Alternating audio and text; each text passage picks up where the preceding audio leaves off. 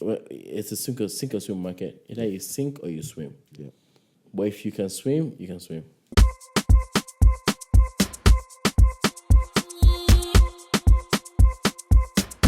Hey, what's up, fam? My name is Sahr, host of Africans in Tech. Welcome back to another episode. This is Africans in Tech again, where we're bridging gaps and shaping futures in tech. On this episode, we got my boy Tunde. I told you about him before, and I finally got my guy here. We're going to talk about IAM, Identity Access Management. I'm just glad to have him here, man. It's good to have you here, bro.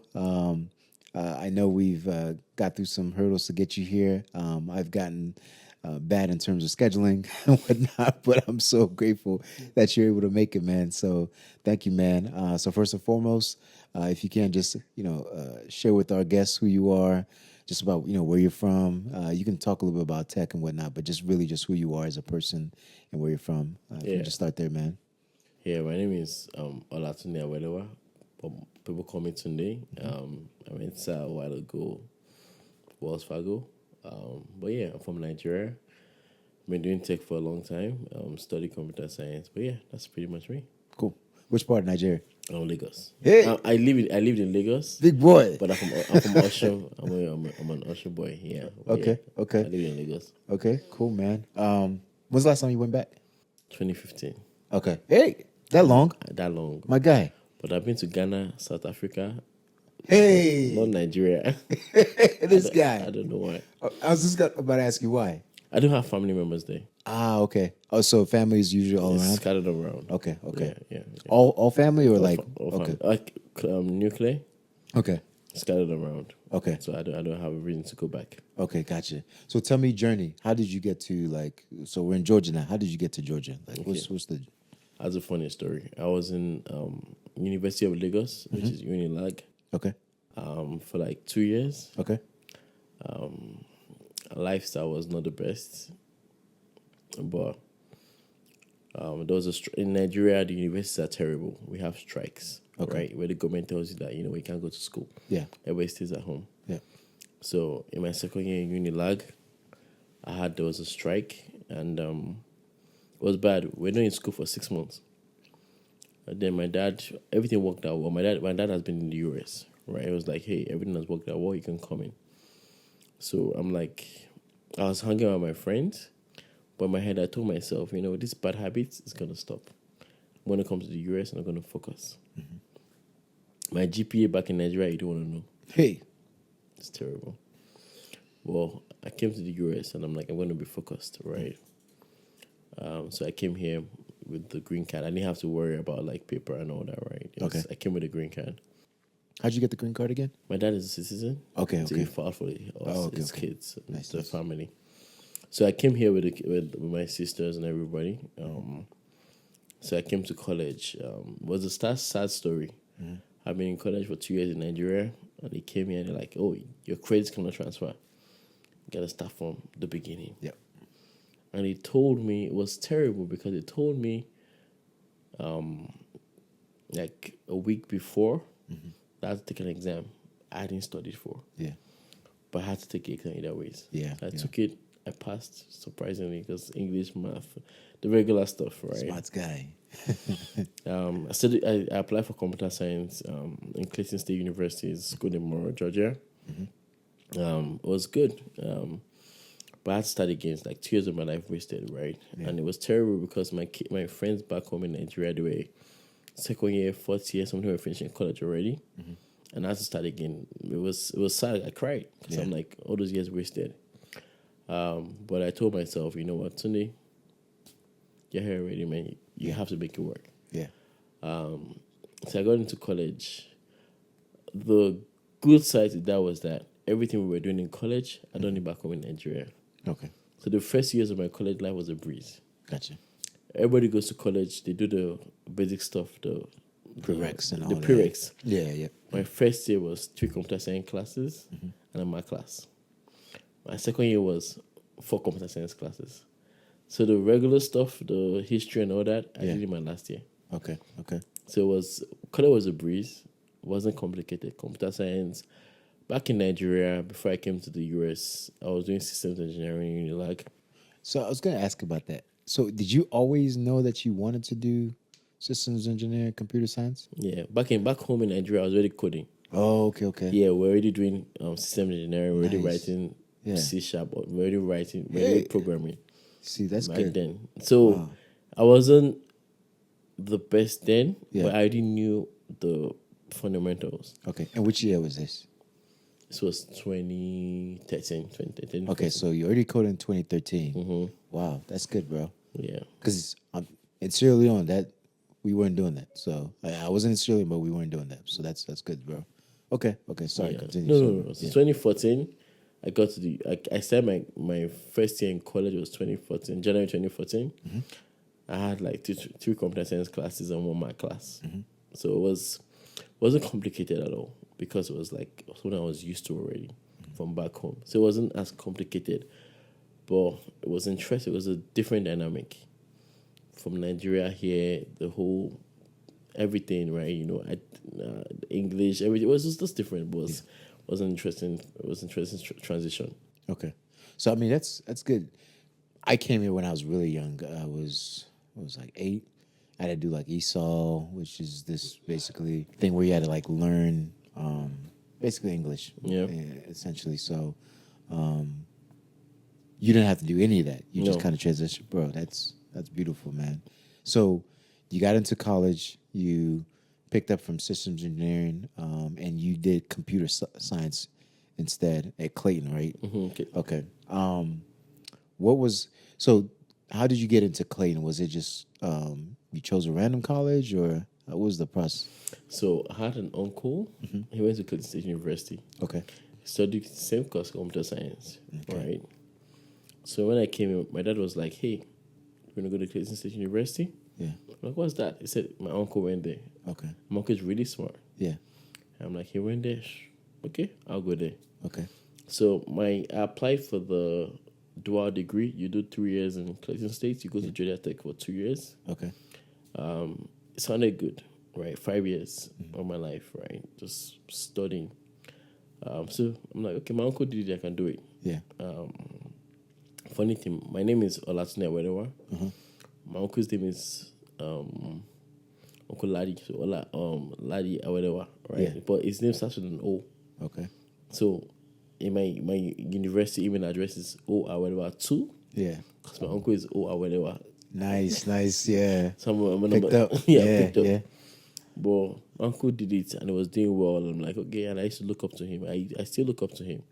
So I'm like, okay, yeah, let me do this. So my dad told me. So that's how I got into Clayton State. I didn't really know much. He said, hey, your uncle went here, computer science, do it. Yeah. That's how I got into Clayton State. And from there was good. What did your uncle do, like in tech? Because you said he's really smart in terms of like. So I think it's into software engineering. Okay, software engineer. Okay, okay. So he was like a hardcore developer. Yeah. Okay. Yeah. Okay. Cool. Okay. And then, did you want to become a developer initially, or was? No, I just love computers. Okay. I love programming for the most part. Funny enough, my degree was focused on gaming. Okay. So we're on Unity, a lot of like writing games for the most part. But that's what was heavily focused on, just gaming. But a lot of code, like writing code, like a lot of languages, right? That's what I grew up in, focused on, learning the language. I did this in Nigeria back home. I had friends back home that were very good in programming. I had a friend of mine, Tega. Was good. Tega code.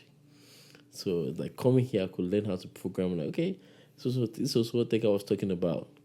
But I was able to learn it over again and learn the right way. I think for the most part, I always been good at math. So the whole math experience was good. From every math class was easy for me. The calculus, everything. Yeah. It was so interesting that for calculus, right? Yeah. The way they teach it here is different from the way they teach it back home. But again, it's math. You're at the same answer. Yeah. So doing exams, everybody does it the same way, but I do it different. So professor was like, how do you learn this method back home? Yeah. So he loved me because it's like, okay, I didn't teach this in class, but you know how to do it. Yeah. So he understood that I knew math Yeah. the way I should know math. Like I knew math very Yeah. well.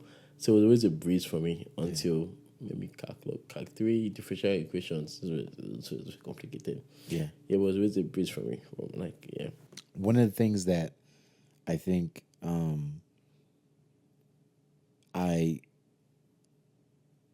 I disliked was when I came to the States, my education.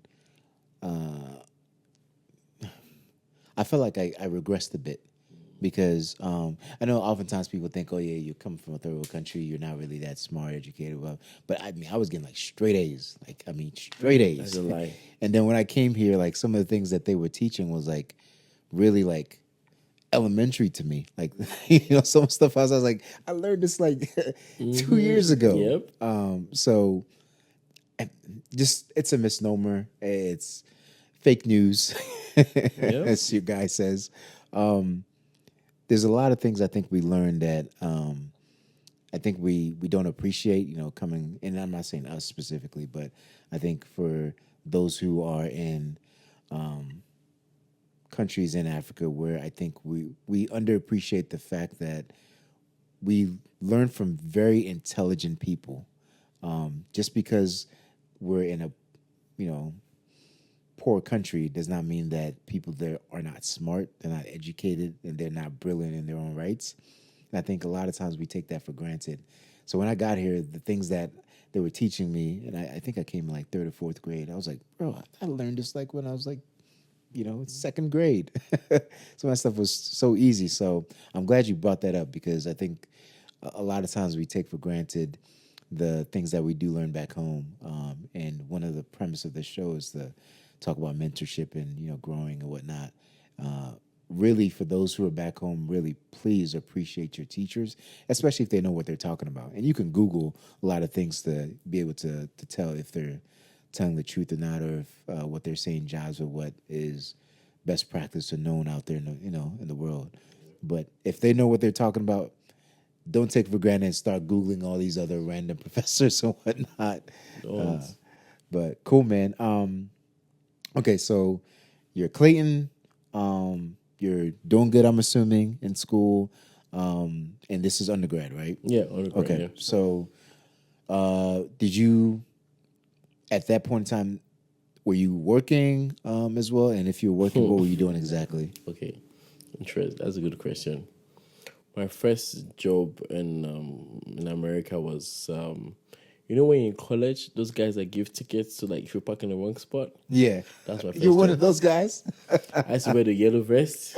Hey. I used to wear the yellow vest and give tickets. Hey, nobody But likes you. no, my friends like me. Because what I do for them is that I give them a fake ticket. Oh, wow. And I give it to them. So they put it in their car. Yeah. So they can park in the, what's it called? The the professor's parking spot. So you always think they already got a ticket.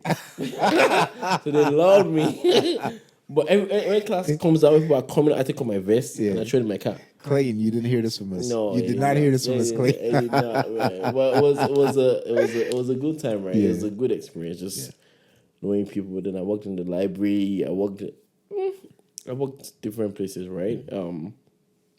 I think my toughest time in college was I got a warehouse job, right? And you have to do what you have to do, right? You have to pay bills, whatever, right? I was working. The warehouse job was at 6 in the evening to 6 a.m. Was it UPS or was it something different? No, it was a warehouse. I can't remember the warehouse. We used to pop like Pampers and all those other stuff, right? Yeah. But it was very, very intense. 6 in the evening, and I didn't really experience. It was different, right? Yeah. We had a break room that had like a coffee machine. So during the long break, we grab coffee. But the owners were like, "Oh, we take too much time in the coffee shop. Let's go to the coffee machines." It was rough. Wow. When you're on the forklift, they track how long you're stopping for. Yeah. What are you doing? So it was different, right? But I had a job from 6 p.m. to 6 a.m. So I get home at like 7. I had a class at 11:30. Wow. So I go to my class at 11:30. I used to work in the school technology center. Yeah. Till I used to work from there till like 5:30. Oh, no, to 5. So I drive to my other job 5:30. Yeah. I'm in the car. I'm at the other job at 6. There's a warehouse job. If you're late, if you're clocking late, Yeah. it's a problem. So I was working around the clock. Bro. But the technical job was good because it was in line with my career. Okay. I mean, it was basic stuff, imaging computers, troubleshooting computers, but it was in line with my. I'm like, okay, yeah. I'm doing software in school. I'm learning a hardware side, right? But you're all tied in together, right? But the warehouse job was okay. Let's make money. Let's do things. Then the technical side was like, let me get into the computer side of things, right? Yeah. Then after some time, my friend Prince, he told me, hey, he's selling cars. Mm-hmm. I'm like, okay, I haven't sold cars before, but I can talk. Okay. I can talk. Where is this at? Is it CarMax? CarMax. Okay. I sold car at CarMax too. Okay. So he told me, hey, we'll get my interview at CarMax. It worked out good. We're selling cars. I was a part-time employee there, but it was good. But the interesting part about it was in my junior year, I got an internship. Norfolk Southern, right? Mm-hmm. Got an internship at Norfolk Southern. Prince, my friend worked there before, so he told me, hey, today, apply. So I got an internship there. Mm-hmm. I did it for, I can't remember, maybe like for the internship period. I don't know. I don't remember how long it was. Yeah. But I did that for that period of time. I went back to college. But you learned a lot of things, right? A lot of networking, IAM, security operations. Yeah. Then they bought this tool called Splunk. And for some reason, that's your area. My life. My life. For some reason, I understood it. Mm-hmm. Like it made sense to me. Yeah, yeah. So I didn't have to think too much about it. Mm-hmm. It just made sense to me, right? Okay. Then after the internship, then I got an internship at Coca-Cola, the Coca-Cola company downtown, and downtown Atlanta. Yeah. My internship name, my title was weird. It was Splunk Architect Intern. What? That's what it was. Okay. I've never heard of that, but yeah, okay. I did the interview. I got the internship, right? Mm-hmm. The person that was my boss, mm-hmm. he was mean and nice at the same time. Okay. Mean, he'll come to my desk. Do you know what you're working on? I'm working on this. I'm having an issue with this. It's like, he'll look at me and smile. You figure it out. Yeah. That's how I learned regex. Because I had a complicated issue I had to fix. Mm-hmm. And he will help me, but not help me. Mm-hmm. He will point me in the right direction, but he never told me the answer. Yeah. But he helped me a lot because I had to research a lot. Yeah. Funny enough, right? I was on a call with this man from maybe 2 a.m. Mm-hmm. to 6. I was trying to troubleshoot one issue. When I figured it out, I asked him, do you know the answer? Yes. But he never told me the answer. Yeah. It's like, you have to figure this thing out. Yeah. But I think that's where my tech career started, right? It's a blessing too, man. The fact that, he didn't give you the answer and you had to wrestle through it. Mm-hmm. That's a blessing, man. Yeah. So regex, what is regex? Regular expression. Okay. So for those who don't know what regular expressions are, it's just a way for you to tell a program what to look at and how to look at it. So for instance, if my name is Sahr, I can tell a program, and there's different sort of regex patterns and whatnot that you can use, PHP, Python, whatever it is. You can create an expression that says, look here, but don't look here. If I wanted just to pull out, so my name is spelled Sahr. If I wanted to pull out just the A and the H, I can tell a computer program how to do that.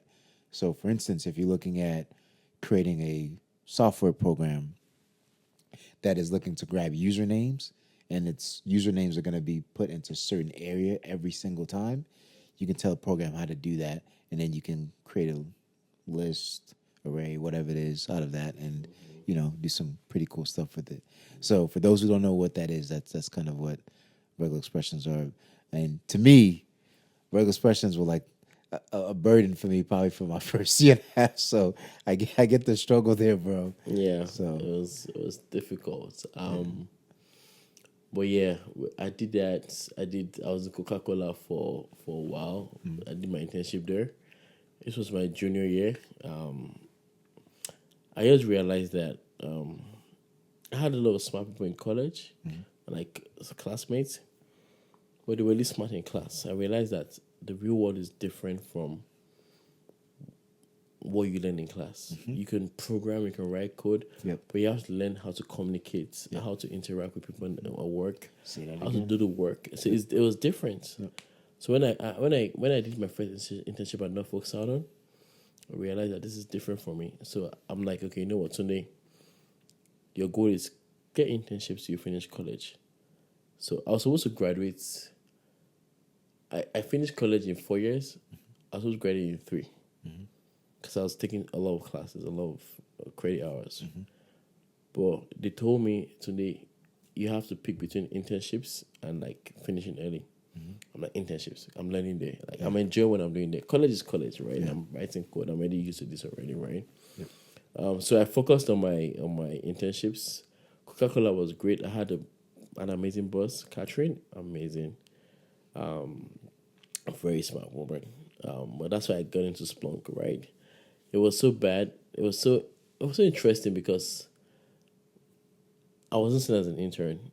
It's like, okay, meet this client. What do they want to do? What do they want to onboard? How do they want to onboard it? I'm having like real life conversations with them, onboarding stuff. Like Splunk became easy. Yeah. Yeah. You know? But the good thing was that the internship ended. Then, funny enough, this is where it got interesting.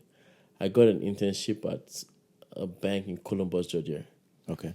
But I didn't know what the bank was.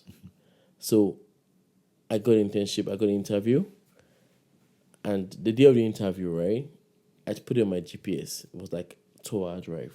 Hey. I'm like, huh? Why am I driving 2 hours for an internship? I'm like, I'll go. Yeah.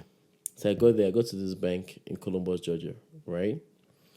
And they outlined to me what they were trying to do. And I'm like, oh, I did this in Coca-Cola. Yeah. Yeah. So I'm like, this is straightforward. Yeah.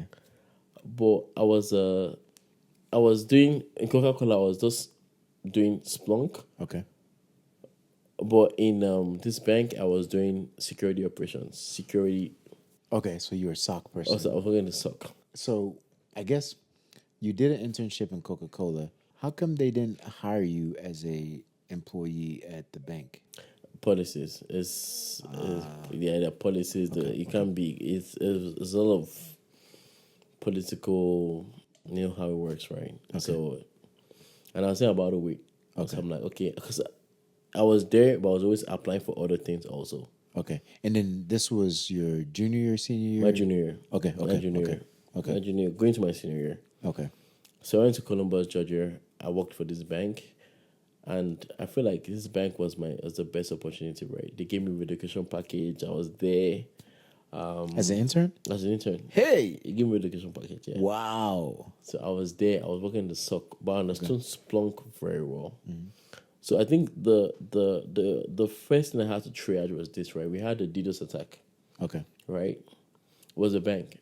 Where, let's say we get like 1,500 requests to the bank's website. That day we're having like 15,000. Oh, wow. So it was a DDoS attack. Yeah. Right? Where was the attack coming from? How can we triage it? Yeah. I'm like, how to log in Splunk? I don't know Splunk. I look for the location. Yeah. I'm like, you know what? Let's block this location for a while. Yeah. That reduced the attack. We had a cool tool called Akamai. Akamai was not determined. Akamai was not able to determine the bots back then. Yeah. Because it was bots, right? Bots Yeah. trying to like it's an attack. Was he using the same IP or was he using like multiple different IPs? Multiple IPs. Okay. But it's from the same location. So you guys just blocked the specific location? Okay. We just blocked the location. As a minor solution to this, right? Okay. So we just block the location. I was able to determine that, okay, this is where it's coming from. Let's just block this location. It wasn't from the US, it was from some other country in Europe. Yeah. Like, we don't have, this is a small market in Yeah. Georgia. We don't have this much traffic coming from Europe. Yeah. So I make sure we work with them and we block the traffic. So they're like, oh, so you know what you're doing. Yeah. That's where my career started from. Nice. So it was good. I was in the SOC. Yeah. We had Splunk and we have Curator. Right, Curator is a SIM tool. It's for security log management, right? You know. So we had Curator, we had Splunk. I understood Splunk so much, they took me out of the SOC to start writing rules for the SOC. Okay. So it's like, okay, So now you're the engineer for the I'm the SOC. engineer. Yeah. But I was an intern. Yeah. It's like, okay, Tunde, you know what to look for. So wait. So they took you out of the SOC. Now you're engineer. Did they pay you? No, Hey, the same internship Hey. salary. I mean, rate. So new title, no pay. Title, no pay. Never new title, just new position. No pay. No pay, Oh, pay, okay, no pay. okay, But it was good because I learned a lot, right? And at that time, I got my Security Plus. I was in college. I didn't know what Security Plus was. Me and my friend Prince were figuring things out together. I was like, hey, let's get Security Plus. Okay, we got it. Yeah. But even people in the bank then didn't even have the Security Plus. Okay. So I got my Security Plus. I was writing the rules for the SOC. And I was doing incident response, Yeah. right? I think I was on the red team. So just triaging, just looking for incidents, And when you say rules, you talking about correlation correlation, searches? everything. Okay. Good. Correlation searches, everything. We had to make sure that all the logs were coming all the log were coming to Splunk. All the security tools were sending logs to Splunk, writing correlation searches, everything. Okay. Looking for like security attacks, everything that could possibly be an attack. I did that. I didn't know Curator. I had to learn Curator. But I've always understood something, right? If you want to learn a side of security, don't learn the tool. Yeah. Learn the infrastructure. Meaning, if you want to learn Splunk, don't learn Splunk. Let's learn how the tool works. Yeah. Not the tool, but like the security around Concept of it, yeah. The concept. Yep. Because if Splunk goes away, another tool comes. Yep. What you learn is you learn the interface. Yeah. But the idea, the knowledge, you have it already. Yeah. No, I'm with you there. So you can always interchange that. This was stuff, going yeah. to change. Yeah. But the fundamentals don't change. Yeah. So that's how I got into Splunk for the longest. Then I got a job with Wells Fargo on the side. I was doing a part-time job with them. Yeah. On the log onboarding, SIM compliance, log onboarding, a lot of that extra stuff. But the good thing about that was that I think I impressed them so much that even in college they gave me a full-time offer. Okay. So Wells Fargo gave you a No, full time. the bank The bank gave you a full time. gave me a full-time offer. Okay. And then Wells Fargo's on the side. So yeah. Okay. So let's talk pay a little bit. You're doing warehouse. What were you making warehouse? It was like $10, $15, Hey. $12 an hour To break your back. to pick my back up to drive forklift. You get license? No, I told him I lied to them and I knew how to drive forklift. Yeah. But I learned on the job because I knew they trained everybody either ways to follow their standards. So I learned on the job. Okay. So forklift 10, and then what's next? Norfolk inter- Southern which was one? like $3,300 a month. Carmax, or which one? Camax was you sell, you get paid. Okay. But Norfolk Southern was like $3,300. Okay. 300, and then next. Wells Fargo, Coca-Cola. Coca-Cola was like I was about the same. Okay. I just wanted the experience. Okay. And it was Coca-Cola, so I'm like, okay, let me work for them. Okay. And then after Coca-Cola, bank. The bank was like $3,500 a month, which was not a lot. For the intern? Yeah, Hey, not bad. no, Not bad. and with the education bonus too. Yeah, that's not bad at all, everything. bro. Yeah, Hey. it was good. It was good. That's like a job. I don't know why they just give you. That's why they made me engineer. full time. Yeah. Okay. And then Wells Fargo. I'm assuming. Wells Fargo was on the side, but Wells Fargo was good. Okay. Wells Fargo was very good. It was like this was me still in college. I was making like $65 an hour. Hey. God. One day. So Wells Fargo. Wells Fargo was I was making 64 an hour in Wells Fargo in college. Yeah. With my bank job, so it was good money. Yeah. It was very good. I was young, so I'm like, Yeah. Take it, man. I took it. So it was 64 an hour, right? Yeah. But I knew so much in Wells Fargo from Splunk that I was able to leverage it, right? Yeah. And I think everybody out there needs to learn this, right? You need to leverage your skill set. Yeah. I think that's very, very important, right? Because with Wells Fargo, right, I knew regex because of Coca-Cola Yeah. very well. But with Splunk, I was decent. But I met this couple friends. Man, they were very smart. Yeah. Indian folks, they knew Splunk very well, but they didn't know regex. Yeah. But I knew regex. Yeah. But I knew that we had to trade. We had to trade knowledge. Yeah. So they told me, Tunde, can you help with my regex? I spent all night writing a regex for them. Yeah. And I think it's with life, you have to be able to leverage your skills to get more for yourself. All night, I didn't have to do it. It wasn't my task. Yeah. But I spent all night writing a regex for them. Like Yeah. a whole log, just writing regex for them. The next day, it's done. But guess what that helped me do? They taught me everything I needed. It was so cool. I knew their kids. I knew they played cricket. Yeah. I knew they loved me so much because I helped them with that. So they taught me Splunk very, very well. And that's that's where we met. Yep. Yes. Remember yeah. Srini? Yep. Srinivas. Srini My Braz, God. Srini. Yeah, man. I helped Srini with regex. Yeah. He didn't care to learn about it. I'm like, don't learn regex. I got you. Yeah. But guess what? That's Splunk. If I call Srini, it was so bad. I had his phone number. If I call Srini at 10 p.m., it's like, Tunde, what do you want? Regex? Let's do it. Yeah. Yeah, man. So I feel like you have to. It's a trade-off. In a company, in an organization, you can't know everything. Yeah. You have to know what you know, but it's a teamwork, right? You're in a team. Yep. Some people have stronger skill sets than other people. Yep. You have to learn how to train other people, like just work with other people. Yep. And I learned that early from Wells Fargo because I was able to work with Srini and the other folks. Hey, help me with Regex, help me with Splunk. Yeah. So they taught me very, very well. Yeah.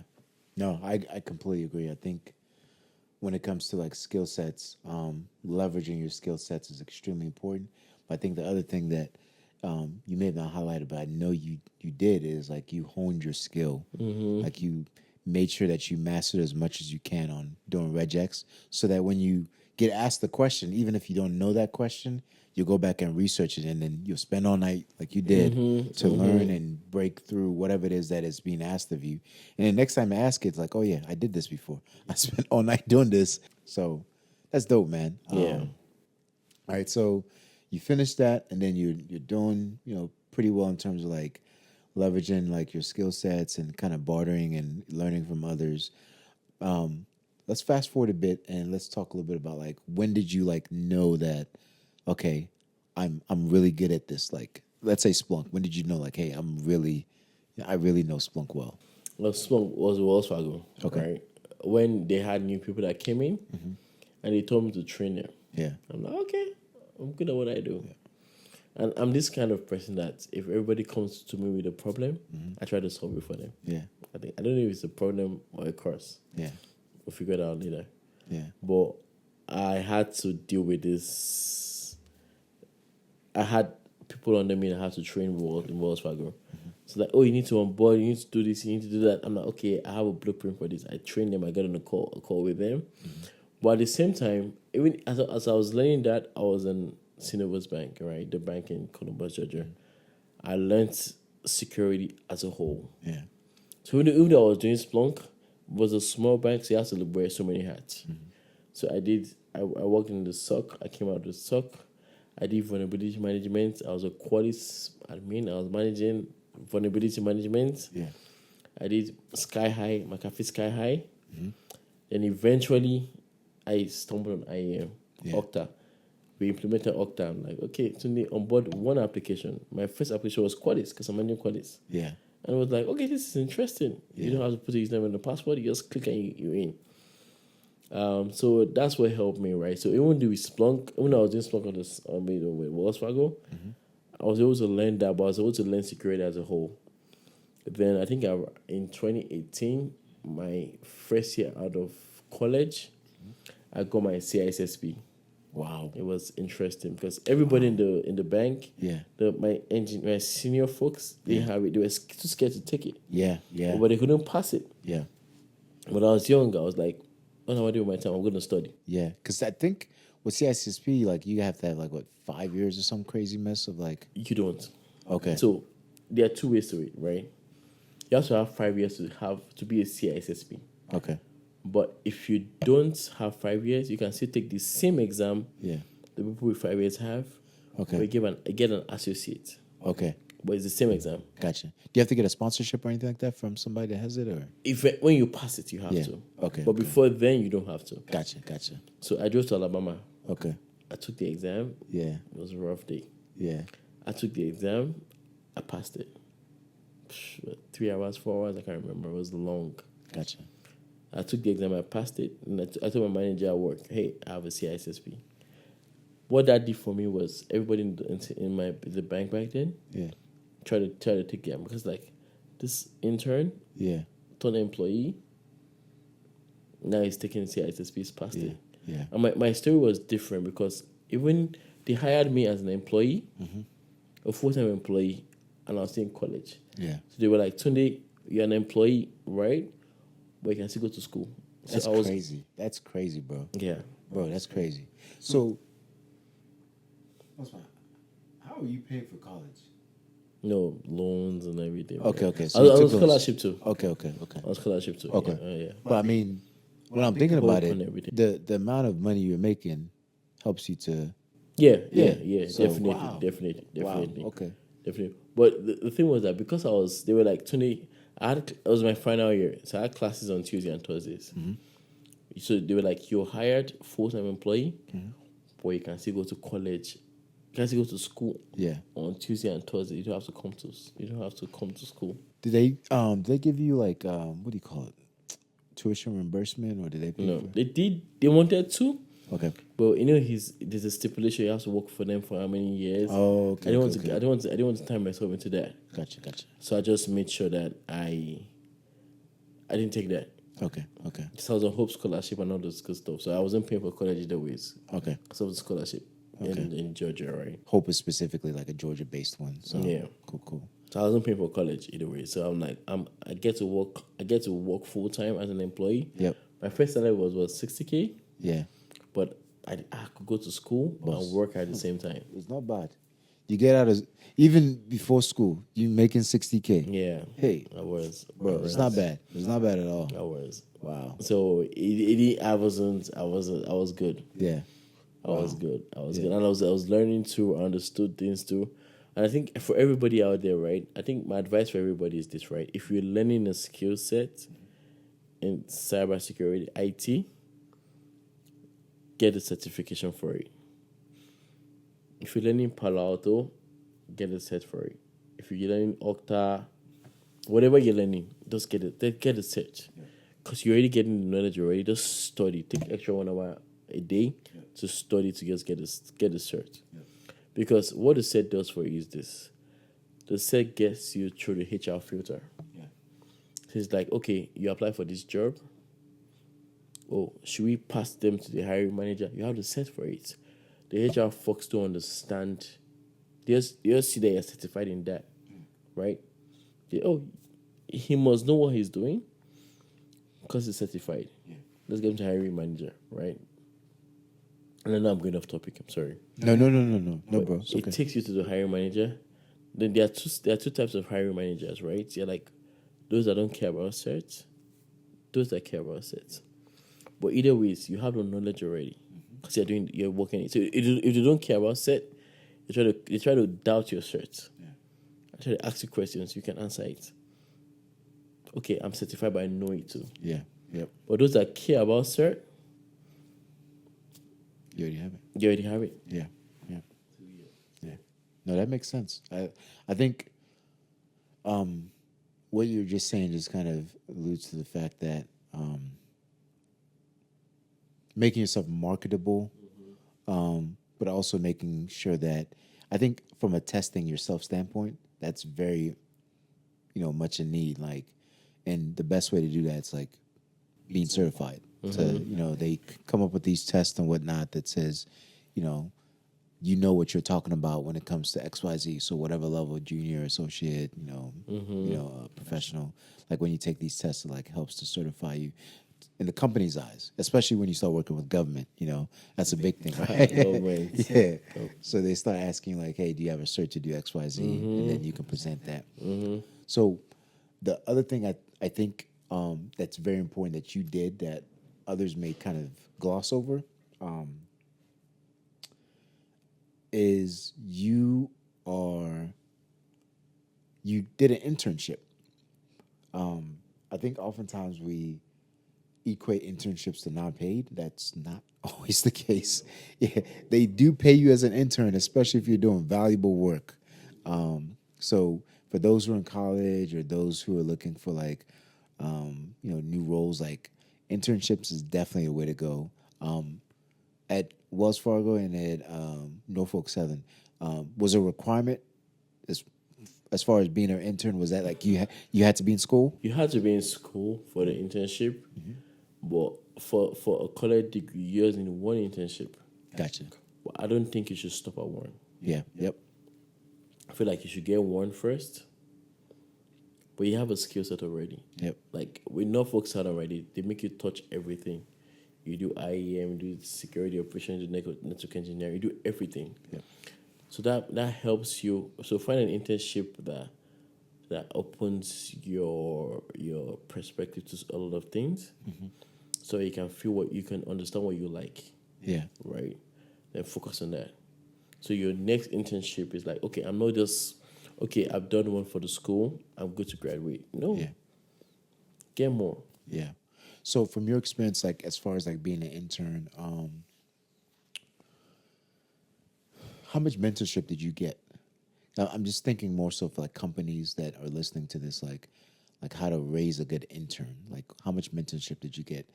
Did you have to like learn a lot of it on your own? Did you get like a mentor that kind of helped guided you a little bit, or is it kind of just self-learning mostly? With Norfolk Southern, it was a little bit. It was I would say it was hybrid. Okay. It was self. You have to learn yourself, but at the same time you had a mentor. Gotcha. Right. So depending on what you get, you have to work it out with them. Okay. But with Coca-Cola, I had a mentor. Okay. Like a mentor. Every day we had one-on-ones. Yeah. He's checking on me and checking on me every day. Yeah. To see what I'm doing. Yeah. To see how I'm making progress, right? And I feel like that was the best opportunity for me. Gotcha. Because he knew the tool so he was able to help me. He was able to guide me in the right direction. If I wasn't doing things right, he'll call me, Tunde, what are you doing? Do this right. And it was very straight. It was very direct, right? He didn't treat me like an intern. Gotcha. So I feel like for companies that want to do internships, have people. I know everybody's busy, work is busy, right? But have people focus on their interns, guide them in the right direction.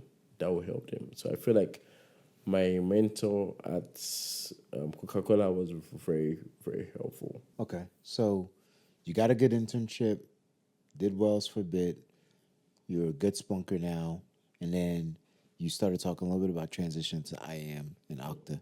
Yeah, so with Okta, right? Like I said, I was in a small bank in Columbus, Georgia. I did a lot of things: SOC, out of SOC, vulnerability management. I was also work on proof points. Okay. Yep. But I didn't. But I did CASB. Okay. Yep. Cloud was still relatively new. Then I got into Okta, right? We bought Okta, right? We were about to transition all the applications to Okta for SSO. And I managed Qualys. They were like, okay, yeah. I had a very good, I'll say a good coworker, Eric. Okay. He managed the IEM side. So I was like, Tunde, focus on Okta. Yeah. With Qualys, I did it. And I just understood and I enjoyed it. And I'm like, okay, this is where I want to focus on. Yeah. And I started looking for octo roles. I'm like, oh, I know IEM roles out there, octo roles out there. Then I worked with a company called Inspire Brands for it was a short-term contract. Then my main breakthrough to Octa was Optiv. Okay. Hey, Optiv. these guys. Optiv. Optiv was rough. But eventually I got in. And Optiv was interesting because we had multiple clients. But I think for everybody that wants to get into IEM, consulting is the best route. Okay. So the reason why I like consulting is this, right? A regular company, they have their methods, they have what they do. It's just one way. It's a one-way street. Yep. But with consulting, you have multiple clients. Yeah. Yep. One client can want ABC, one can want XYZ. Yeah. But you have to learn it. Yeah. So at first, it's overwhelming. Yeah. So I feel like cybersecurity, IEM, it's a sink or swim. Yeah. Well, it's a sink or swim market. Either you sink or you swim. Yeah. But if you can swim, you can swim. Yeah. If you I did. No, I'm with you there, man. I did work at Guy Point, which is very similar to Optiv. Did you travel a lot when you were working at Optiv? No, I never had to travel. Wow. No. Wow. Was a lot of clients? Yeah. All remote. Yeah. All remote. Wow, that's All beautiful, remote. man. All remote. And this was doing just straight Okta implementations? Octa implementations. Wow. Did they train you at all? To get into Optiv, I had to get to certifications. Okay. So I had to make sure I was an Okta professional. I was Okta professional certified. Yep. And Okta admin certified. And how'd you do that? Was it by your own training? My own training. Okay. At some point, Yeah. for the professional, it was easy. Okay. For the admin, I literally took money out of my account Yeah. to pay for the Okta training. That's good. That's good, man. I feel like with in life, not even cybersecurity, you have to invest in yourself. Yep. Because if I lose everything right now, you can't take away my knowledge. Yep. That's very true. Yeah, you can't take away the knowledge. Yep. Because it's something that took time to learn. It's an investment. Yep. So I feel like if you have to pay for, if you pay for everything else, that's cool. Yep. But pay for knowledge. Yep. Because nobody can take it. You own it. Yep. You work for a company, you don't own that company. Yeah. But your knowledge, you own it. Yeah. So I pay for this for the training. Yeah. For what a week. At that point, it was expensive. I'm like, hey, if I get this job, I make the money in a week Right. or 2 Yeah. weeks. Yep. So I'm like, that's what I focus on. I pay for the training and I took the certification. So I had a very good idea of what I was working into. Yep. And I had good mentors. I feel like in cybersecurity too, most people focus on the technical side. Yeah. You have to know how to maintain relationships. Yep. Like messaging your boss, messaging your mentor, asking them how their weekend was, Yep. how their kids are doing. Just It's life. you have to have a social. You have to have the. Yep. You can't just be serious. You have to have a social side to it. Yeah. Joke with them about things like. So I feel like that's what I was able to leverage. I was able to joke with everybody in my corner about things. So I had a mentor that was very good. She was very, very smart. But I used to talk to her about everything. Yeah. So if I reach out to her, I didn't understand something. Yeah. Schedule the call with me. She's on the call with me. She's explaining things to me. Man, Tunde, you're lucky. You know that, right? So that's the good side. Let's talk. I like to give both sides. Have you ever had a bad mentor? I have. Okay. Tell me a little bit about that. Like, what's it like to have a bad mentor? Like, especially like, not necessarily you're new in tech because you've been in it for a bit, but did you have a bad mentor early on, or did you have a bad mentor later? And I had both. okay. Both. I think early on, it's the fact that when your mentor doesn't respond to you, Okay. he tells you or she tells you, figure it out. But at the end of the week, in the status meeting, Yeah. they act like they've been mentoring you all week. Did you call him down? No, You didn't call him out. I was an intern. You're a good guy. You're a good guy. I was say, I haven't seen you all week. I haven't heard from you all week. As an intern, I cannot do that. RTS has absorbed it. Well, it was interesting, but I feel like that's what makes the skin thick. Yeah, yep. Because that's how you learn, right? When you realize that your mentor is not really mentoring you, you have to mentor yourself. Yeah. You have to learn yourself. Yeah. You know, and there's always this light bulb moment. Yeah. When something that you've been trying to do for days, for weeks, works. Yeah. You know that you've troubleshooted every other way for it not to work. Yep. So if you see that problem again, Yeah. it's like, easy. it's easy. Easy. It's Yep. easy. Easy. Piece of cake. Yeah. It's like, so even now, right now, my career, when I help people, when I discuss with people, I had an issue today, right? Yeah. And it was very basic. It's like we're trying to set up FIDO for IEM and all for there was a PIF card. No, FIDO, YubiKey authentication. Okay. It was broken. It wasn't working. I just told the person, switch browsers. Yeah. Leave Chrome. Use Edge. And it worked. Yeah. How do you know? Okta won't tell you that. Ping won't tell you that. Yeah. CyberArk, all those ones that do Experience. it's like you see so many times. Yeah. You won't get that experience if you don't experience it yourself. Yeah. They tell you, you remember. Yeah. I feel like the way we get experience in life is if you experience it yourself. Yeah. Someone tells you do X, Y, Z, you will remember. Yeah.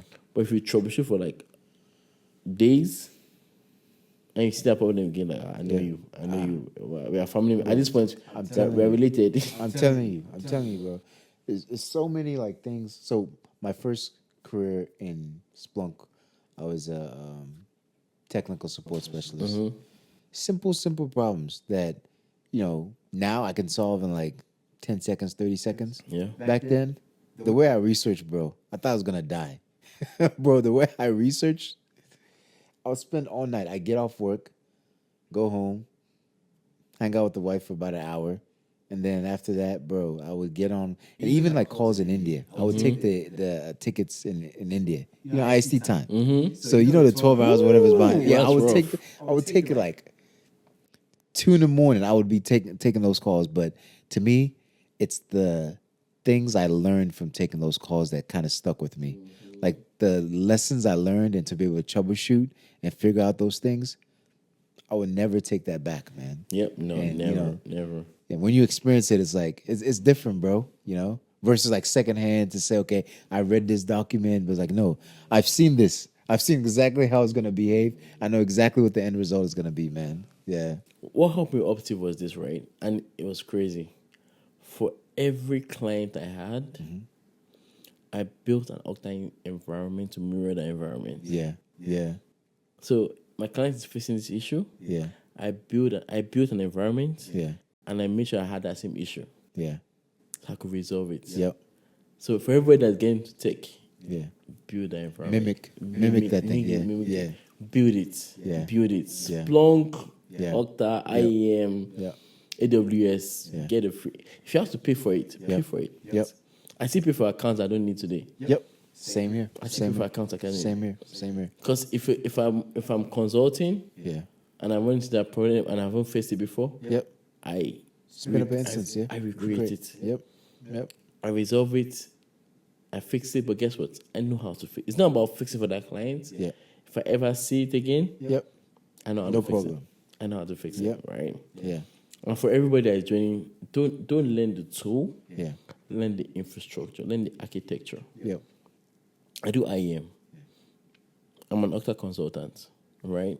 But I've done many implementations with Ping, CyberArk, Duo, Auth0, because I understand the infrastructure. Yep. The only thing I need to learn is the interface. Yeah. Where to click. Yep. That's it. Where to click. Once you understand how things interface and how they integrate with one another, it becomes really, really simple, man. So I'm glad you're bringing this up, man. This is some good nuggets, man. Because it's like, where do I click? Yeah. Okay, it looks different from the other tool. Yep. But the whole infrastructure Yep. is always the same. What is it supposed to do at the end of the day? the same. That's it. Yeah.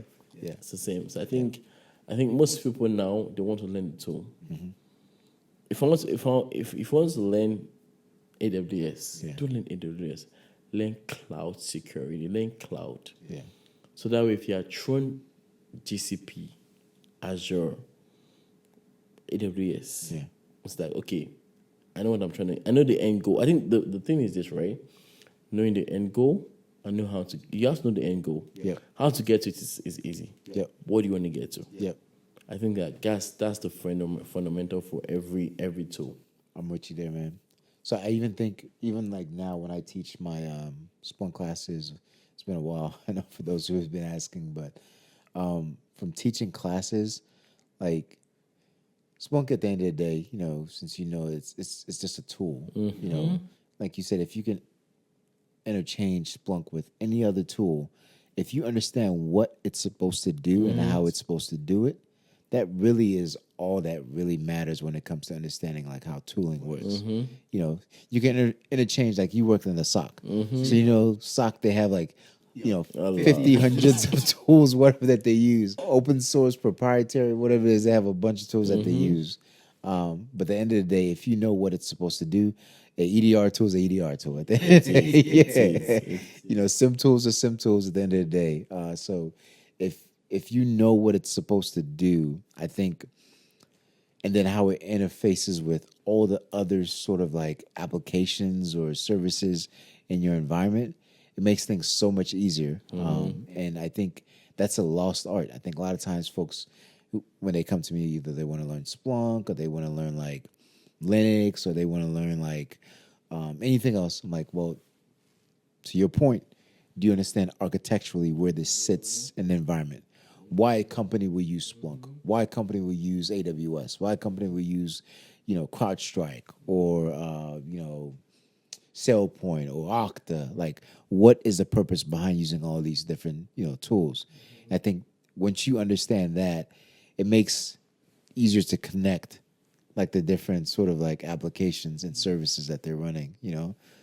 So it's beautiful. I mean, now we're in the realm of like, what is it? Microservices where they use a mesh and all this other craziness. But at the end of the day, it's still the same. Tool's a tool. So yeah, man. It's the same. Yeah. I have a friend that does what I do. He does Okta IAM, but they use Terraform. Yeah. They're not allowed to touch the GUI. Yeah. Just Terraform. Yeah. Pushes it, big bucket, everything, right? Yeah. But it's like, I can understand what they're trying to do from Terraform. Yep. Because I've worked with the GUI. I understand what they're trying to get to. Yep. So if it's whatever cloud formation, whatever tool they're trying to use to push the changes, Yep. and I know the end goal. Yep. So it don't matter the tool. Yeah. Figure it out. Yep. I think that's the most important thing, right? It's like understanding the architecture, understanding the infrastructure. Yep. Everything comes from there. You don't learn the tool Yeah. because tool changes. Yeah. Learn the infrastructure. Yep. Learn the architecture. Learn the fundamentals. Yeah. And you'll always be good. I had, when I used to do Splunk, I did a gig for Elasticsearch. It was almost the same. Yeah. I have a friend of mine that does Scribble, Yeah. but he's very good with Splunk and he understands the architecture. Yep. Scribble is easy to him. Yep. Yep. It all ties in together. Yeah. Yeah. Yeah. It all ties in together. Yeah. So you've done Splunk, now you've done IAM. Fast forward in just a little bit. When did you know that you're an expert now in IAM? Like when did you like say, hey, I know this is easy. I can get any job in IAM, I'll be fine. Throw me anywhere. I feel like with Optiv, I had a lot of clients. So with Optiv, I worked with a lot of clients, so I understood. At some point, they throw some things at me. You do it so much, you're like, okay, what else can be there? Yeah. You understand the A to Z's, like how it starts, how it ends, how it flows. Yep. So with IAM is I think is life cycle management, provisioning and deprovisioning. Yep. Most people they apply for a job, right? And I'm not gonna give the easy apply on LinkedIn. You go on Workday, you put your application, you get hired. Workday tells you, hey, you've been hired. Do X, Y, and Z. Submit this. How does it transition how do you get provisioned the access you need, right? If you live in the company, how do you get the provision? Yeah. So I was able to learn that, right? Provisioning the provisioning. I get hired, I get access to this, I get this, like identity. This is who I am. I'm allowed to access this. I'm approved to access this, right? I get access to. I log into. Let me use a general example. Let me see. I log into a bank portal, Okay. right? How does the portal know that I am a user or an admin? I log in, I can see my accounts.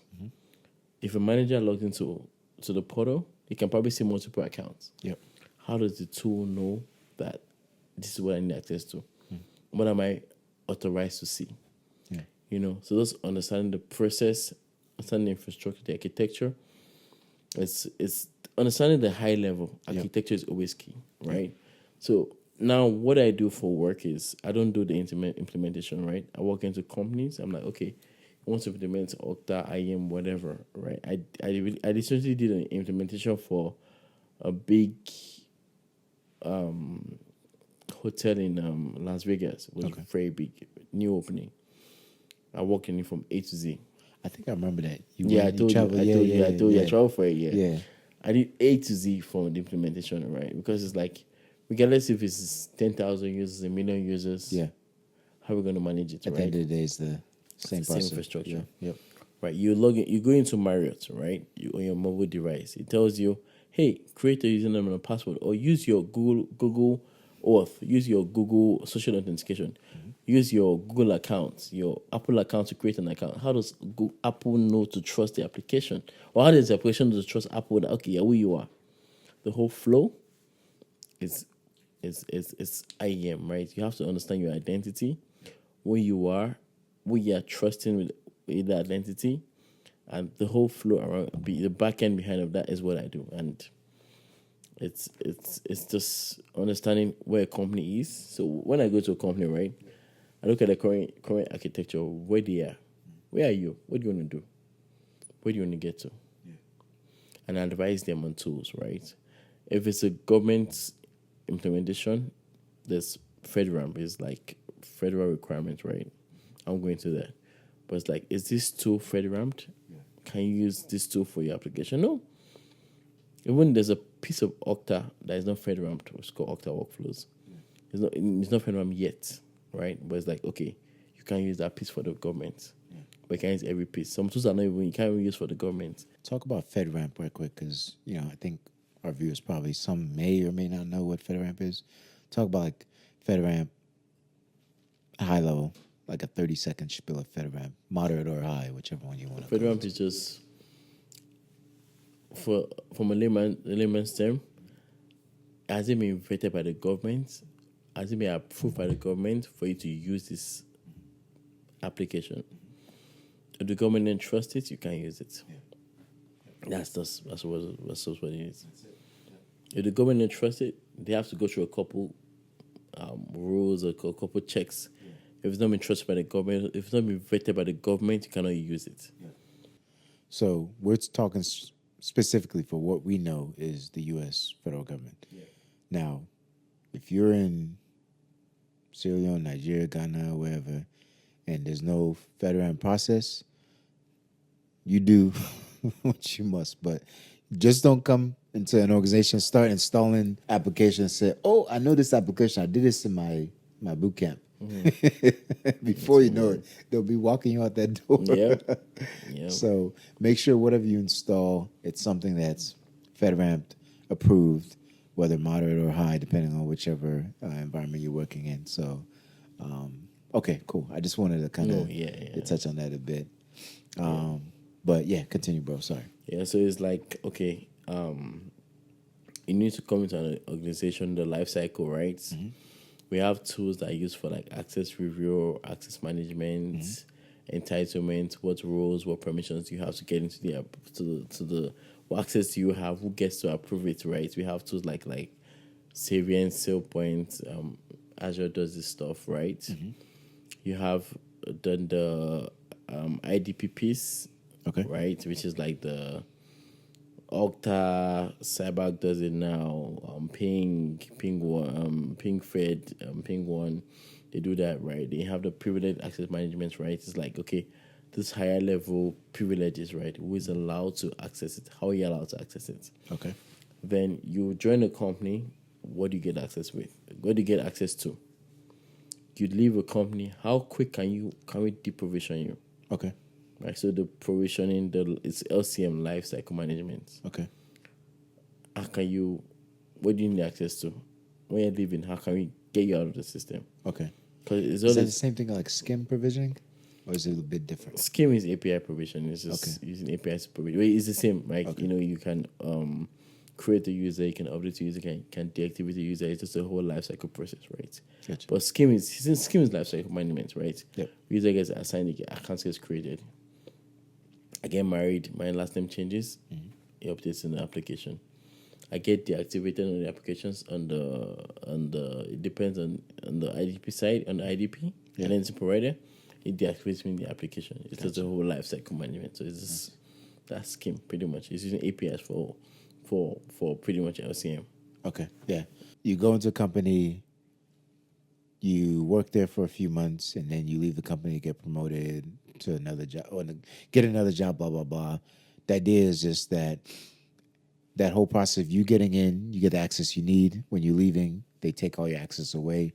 It's done seamlessly where you don't necessarily need to worry about it. As long as you're deprovisioned in the right applications, that process is really routine. So for those who don't understand like skim and all that other jazz, you can read more into it. But yeah, it's good stuff, man. I mean, okay, so Okta, talking about the whole lifecycle management process and like implementing that. Is there like any difficulties that you found in like that process in general, like when it comes to like implementing in the process of like making things easier for you? Was there any difficulties in the learning of like not necessarily Okta, but just like from an architectural standpoint? Is there anything you found difficult more than usual? You know. It's understanding the application, Okay. understanding the users, understanding access. Specifically Okta? No, that's just Or just in general? Just in Okay. general. Okay. Access. Who needs what? No one needs who needs what. It's who determines who needs what. Gotcha. Right? It's like we have this application, we have this user. Yeah. How do we determine who needs access? How long? Okay. What approves this? Who should? Right? It comes back to a lot of meetings, a lot of architectural design to determine. We have thousands of users, right? Yep. Without having to go through each one of them, we have to understand the application. What approves this request? Okay. I get hired today as a Splunk admin, right? Mm-hmm.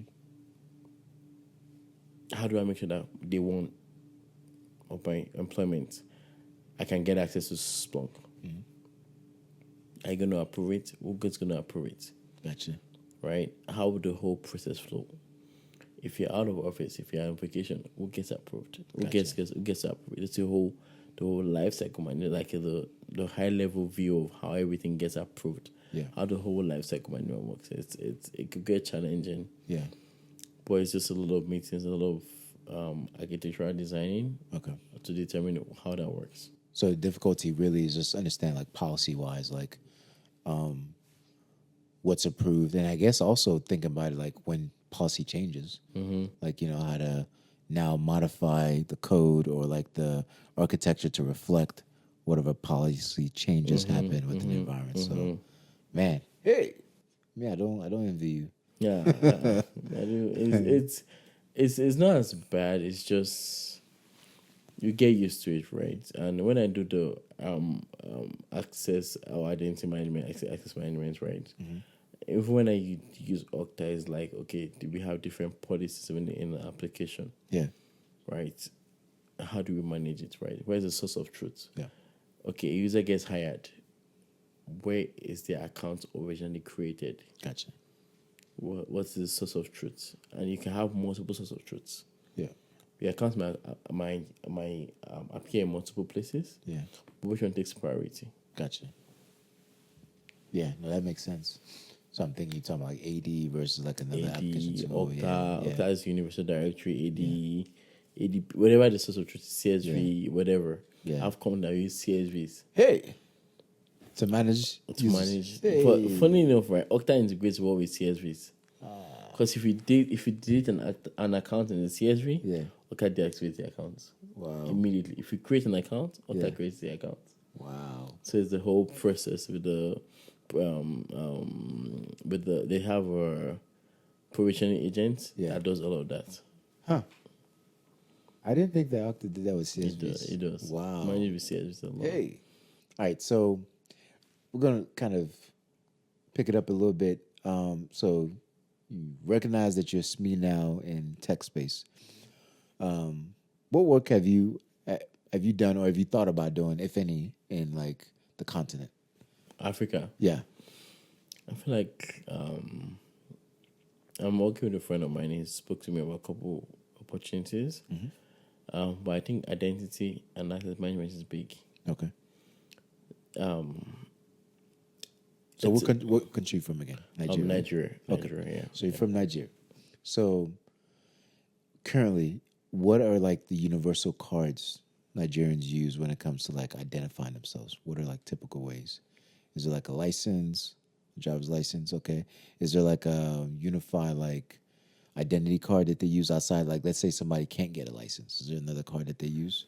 I've not been to Nigeria in a while, but I know it's NIN. Okay, NIN. NIN Okay. is used for like it's the government's identification platform and identifies who you are. It should identify who you are. Okay. Right? So that's what it's supposed to be used. But I don't think we're at a point whereby I'm comparing what we have here to what we have back home. Yeah. We're not at the point whereby we have that set up here. Okay. So that NIN, is it similar to It's- would it be it's supposed attached to be like like a a social Social security? Security. I was just gonna Yeah, ask. yeah, Social yeah. security. Okay. But the database itself is not robust enough to be able I to. don't Okay. think so, no.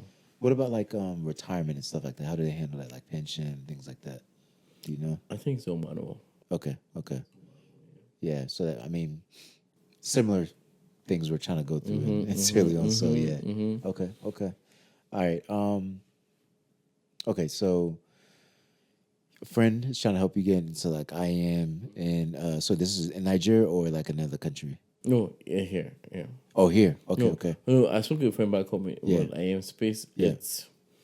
It's not as it should be. Okay. But I think back in Nigeria, they don't really understand the importance of it. Gotcha. It's like everybody's used to spreadsheets, hiring like okay, check it, like the manual. But it's not as automated as we want it to be. Yeah. So that's the goal, to see how I can bridge into it and just see how we can automate it. What about even hospitals? What do they use like to identify like patients and stuff? Is it just paper? No. They have records. They have like I think they have like emails and phone numbers. Like unique IDs and stuff they use? Yeah, Okay. yeah. So that's one thing like I talked about this 2018.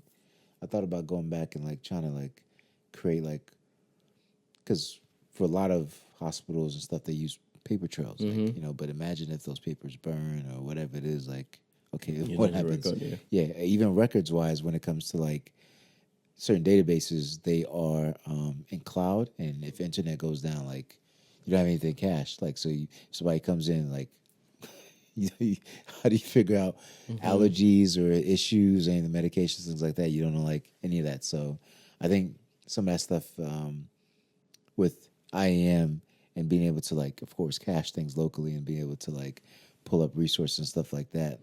I think that's going to be crucial, man. So yeah. And the reason I was asking about like businesses, like, or work that you're doing or possibly thinking about doing in the continent, if you wanted to get into it, or if somebody wants to get into like that field and or that line of work in Nigeria, what are some things that you would recommend, and what are things that you don't recommend based upon, I guess, your experience so far?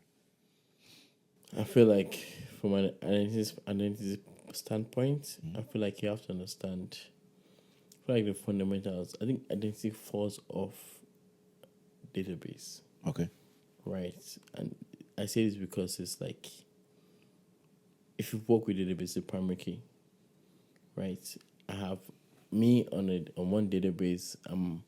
My primary key is XYZ, but on another database, I can identify myself with an XYZ, Yeah. and it ties to another database, right? It's like understand the identity and know how it maps to this, right? So I don't think back home we have a so like in America now with a government agency, I can put my social security, and it ties to everything I'm associated with. Yep. We don't. I don't think we have a centralized database for that. Gotcha. So I feel like the next thing in Africa, Nigeria, wherever, Yeah. is knowing how to map a user, right? Knowing if I search this person, I can search his medical records, I can search his criminal records, I can check everything associated with the user. Yeah. I don't think we have that yet. Yeah. And I think that's the next level that's where we need to get to with from in Nigeria, wherever. Yeah. Yeah. Do you know Back data home. centers wise? Like, I know some local municipalities and whatnot, they have data centers, but do you know of like any big data centers in Nigeria by chance? No, no. Okay.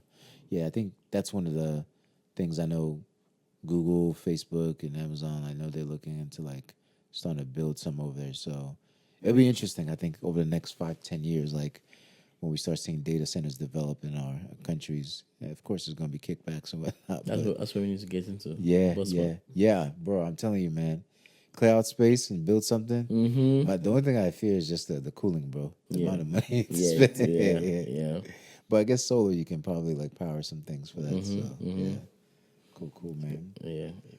But yeah, man. Okay. Last couple of things before we head over to the whiteboard, man. We're gonna talk a little bit outside of like tech a bit. Family. I was, what has been like your experience like with, I guess, doing business, tech, and just in general, like with family, especially family back home. Back home, it's interesting, right? So it's like back home, I have a sister, right? She studied optometry. Okay. Now she's doing epic informatics. What to be that? Informatics is like epic, the whole medical side of Okay. data, managing data on the medical side, right? Okay. So I feel like everything eventually ties back to the IT space, Okay. right? Even doctors, everybody ties back to IT, right? So everybody's looking for ways to automate things, right? Nobody wants the manual things. Nobody wants to have to pay people to do manual things. They want to see how to automate it, right? Yeah. And I'll sidetrack a little bit. I met this person. I went for a conference in Philly a couple of weeks ago, and I met this guy that owns a startup, right? And so the SOC tier 1 piece where you like look through tickets, it's trying to automate it via AI. Okay. A ticket comes in, it takes XYZ, escalate it. And I feel like that's where the world is getting to.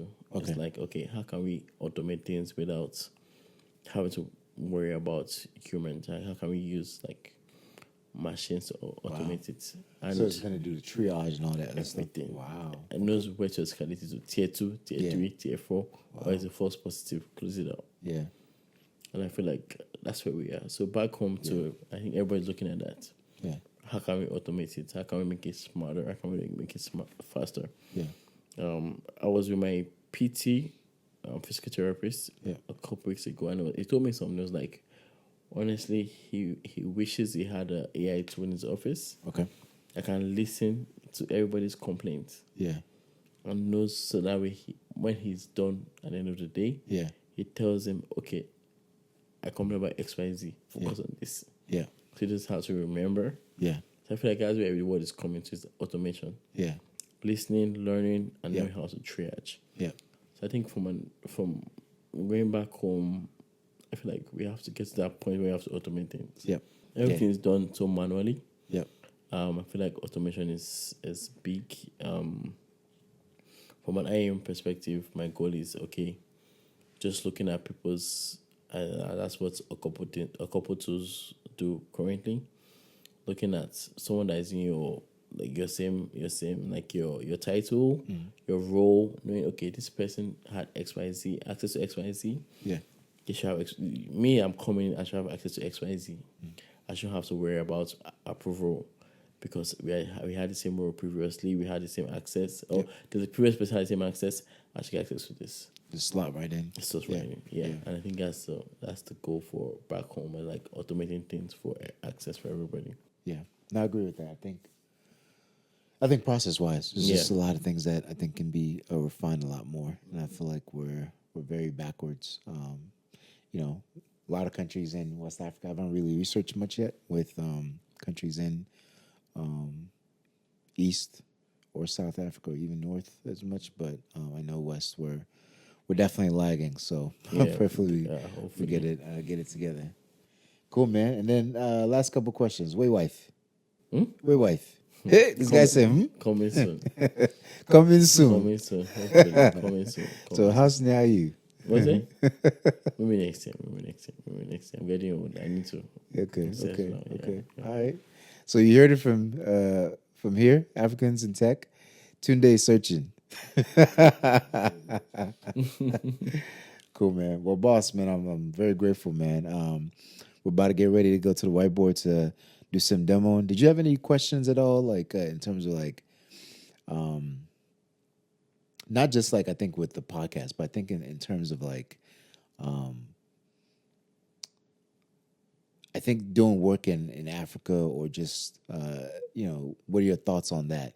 Because I think one of the things that I often think about is my questions towards the guest, but I think sometimes I do like to ask, as a guest, is there anything that you feel as if like you would like for us to focus on, or any questions at all? If not, no problem. Just ask. I think I have a biased identity, right? Yeah. In the US, right? If I go to like, I'm sure if I go to the IRS building, or the Homeland Security, and I put my Social Security, they can pull everything about me. Good, bad, ugly. Yeah. They see everything. Yeah. Where I'm working, where I've worked before, what I'm doing my criminal records. It's like back home, can we have a system like that? Yeah. Yeah. For like a number or unique identifier Yeah. that's associated with everybody, like I can put all of this information. Yeah.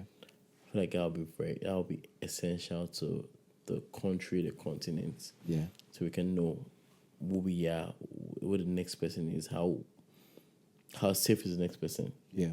Yeah. Yeah, and I think that's where we need to get to. So I think that's my question for back home. How can we get to that level where we have a system that we can trust? Yeah. For everybody in the country, in the continent. Yeah. No, that's a big one. I think trust is probably like one of the biggest missing pieces when it comes to, not just from a tech standpoint, but especially from a interpersonal, like, we're talking about tech, but even doing business in Africa, finding someone you can trust. And I will say Sierra Leone, you may say Nigeria, like it's a difficult thing to find someone that's not just looking to, utilize you for XYZ services for their own means. And not saying, that's unique to Africa, but it's something I really wish was a lot easier to find. But my hope is like with shows like this, for those who are looking to get into tech, or those who are in tech and looking to partner, that we'll be able to find one another and link up, and then be able to do business together. Yeah, and then develop some great solutions for the continent, man. So, yeah, man. All right, we're about to get ready to go to the whiteboard.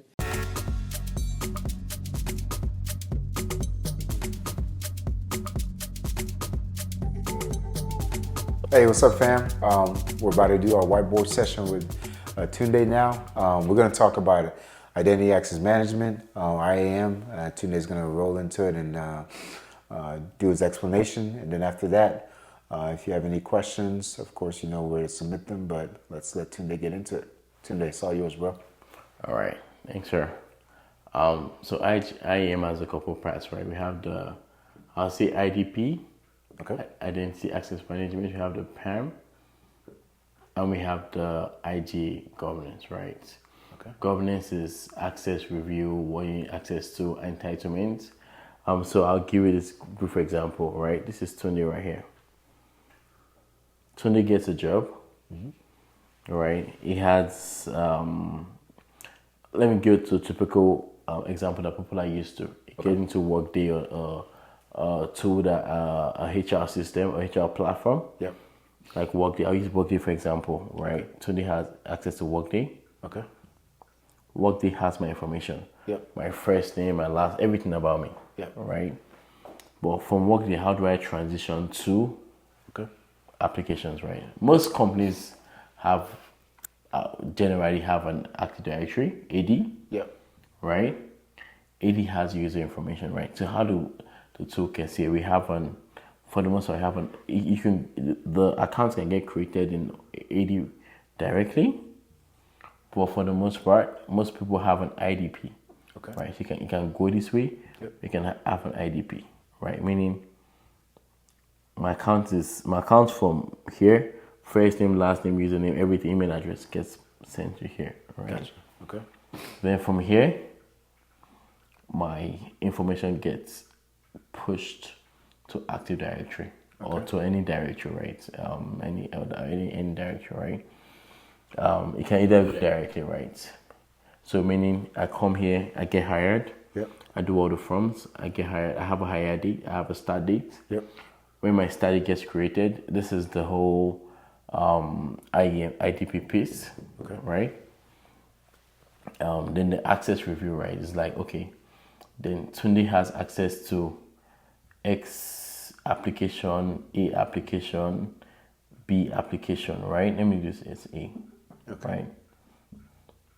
So with this is the IGA piece, right? What does Tunde get access to?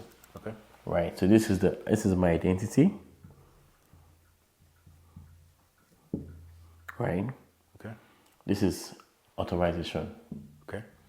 Right. In this case, I get assigned to groups. I get access to using there are so many tools that do the IGA piece like SailPoint, Savient, Azure does it also, right? It's like access. Okay, Tunde gets access to Tunde is hired by the company. I need access to XYZ. I put in a request, right? To let's say Sahr is my boss. Yep. Sahr gets a request. Oh, Tunde needs access. Let me use SailPoint for example. I put in an access request. Yep. Tunde needs access to XYZ. Sahr, do you approve? Yes, I approve. I get access to this. So there's something called lifecycle management, LCM. Lifecycle management is provisioning, deprovisioning. Gotcha. So I log into, I get into a company, right? I get provisioned. My accounts, I get an access. I get an account. My account has access to XYZ because of my role, right? There's something we call birthright access. For example, everybody in the company might get access to ServiceNow. Yeah. ServiceNow is a tool that everybody can create requests and all, right? So that's the birthright access. But there's specific things. Let's say I'm a Splunk engineer. Yep. I'm a Splunk admin. I need access to the Splunk admin role or whatever role I need access to. The access gets sent to my boss and it gets approved, right? So let's say my accounts get created in the 80. So Workday pushes, let me use Okta for example. Using the Okta Universal Directory, my accounts get pushed to Okta. Okta pushes my account to 80, right? But with 80, with Workday doesn't know my personal email address. 80 knows it, right? No, Workday knows my personal email address. 80 knows my corporate email address. Yep. So it pushes it down here and back to Workday. Gotcha. So that's how the synchronization works, right? But I get access to this using based on Sahr's approval, right? Yep. I get it. Let's call this Splunk. So I'm in a group in Splunk, right? So this is how IAM works, right? A user gets employed, they get access to different tools in the organization based on the user access. There's something called single sign-on, right? And single sign-on is great because of, and that's what Okta and most of these IDPs do. Single sign-on and MFA, right? I need to log in with my identity. I have my username and a password. and I have an identity. What am I? What am I? All those MFA factors, that 2FA, MFA, that are associated with my identity. So I get created, I authenticate, but I get an approval here, right? Yeah. So this is this life cycle management into the tool. Gotcha. Right? Yep. So I get access, I get the roles, depending on the tool, scheme provisioning, cheat provisioning, I get access to the particular permission I have. But what happens when I get fired, right? What if HR right here, reaches out to Workday saying, hey, this person is fired on the fly. How does the IDP AD know to deactivate this person's account? Yeah. So that when they get fired, they lose their access. Yeah. So it's the provisioning workflow. So this is what IAM is all about. Managing the user's identity when they get created, what they get access to, and how they get deprovisioned from the system. Gotcha. So that's the whole flow for my IAM. It's called lifecycle management, provisioning, creation, updating. I get married, my last name, something changes. How do I update myself in the application side? And how do I get deprovisioned? Right? If I tell HR that I'm leaving in 2 weeks, how do I make sure that in 2 weeks' time my account gets deprovisioned? Yeah. Or if I get fired, how does HR know that I don't get access more than I should? Yeah. So this is the whole IEM piece, right? So IEM is mostly you have your identity, yep, you're authorized, yep, and there's a big part that people forget. It's called audit. Gotcha. Right? Audit is very big because you have auditors around, right? Mm-hmm. That tell you, okay, and I get this a lot, right? Auditors will come to you, show me a record when this person got hired and when the account got provisioned, or when this person got fired and how long it took for the account to get deprovisioned. Yeah. So it's logs to make sure that everything is done in place. But all of this, right, it's easy when it's like 10,000 users. Yeah. What if we're talking about 10,000 users? How do you manage the whole process? Yeah. So this is what I do. This is how the user gets a provision from the user identity to the IDP straight down to the application. And how do the accounts get removed from everything, right? Then we have something called PAM, right? It's for elevated accounts. Your service accounts, if I have access to domain controllers, like service accounts on a service account, how do I make sure that my accounts are accessed via securely, right? And from all these tools, we have so many tools that support that. Like Okta does IDP, we have Ping, we have other tools that does this, but right here is mostly CyberArk, yeah, and other tools, right? But it's like, okay, if I need to access a domain controller, right, what user account am I using? Am I using the PSM? How am I accessing how is my private account provisioned? How am I able to pull password from this, right? So the thing about PAM is this, right? Everybody has a username and a password. But what if it's a privileged account and we don't want users to store their password? I think this is the key right here. We don't want users to store their password on the system. So we have a tool that manages the password, that connects to the server, yeah, and that rotates the password. Meaning I put the password once, in most cases, and I rotate it. Meaning the password I used the last time, when I want to use it next, I have to log into the PAM system, pull out the password, and authenticate successfully. But the password always changes. So I did an implementation recently, and we had the whole lifecycle management here, whereby super admins, domain admins had to pull their passwords from CyberArk. So I think this is the whole idea of identity management, is managing identity, because in an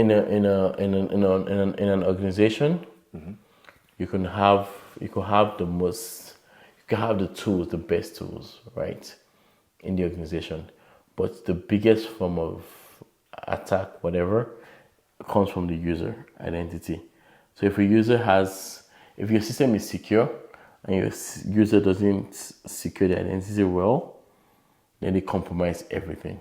Yeah. So you have to make sure that the identity is secure, what they are authorized to access is secure, and from the user point of view, MFA, right? We have the various forms like YubiKeys, FIDO, so many things that identify what the user is and protect the user system to applications.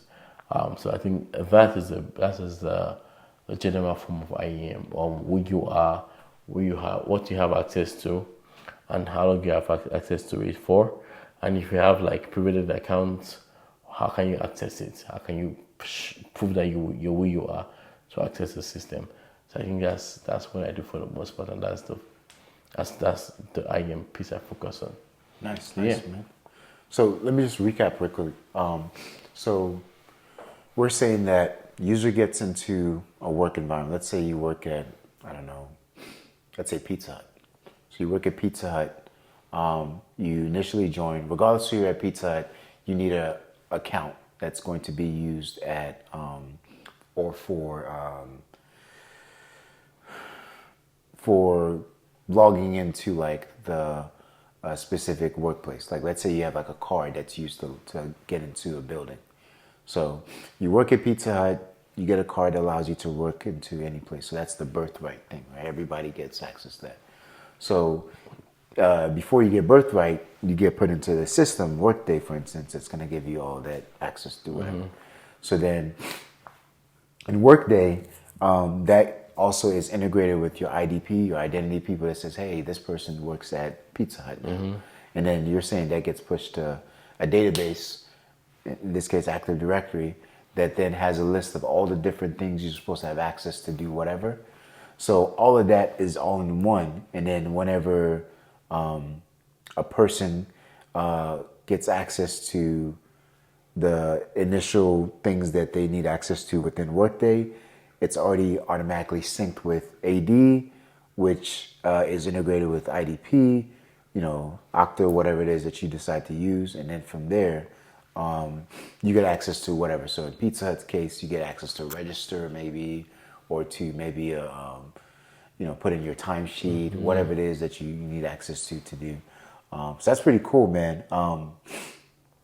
The last thing I would ask is, from a standpoint of, I know we talked about Nigeria and kind of like centralizing that.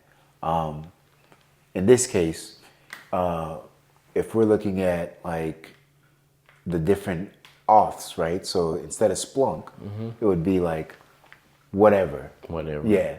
So then you could centralize it. Can you just kind of write like where that would be, if we were to take away like the Splunk area there for the mm-hmm. like the tools.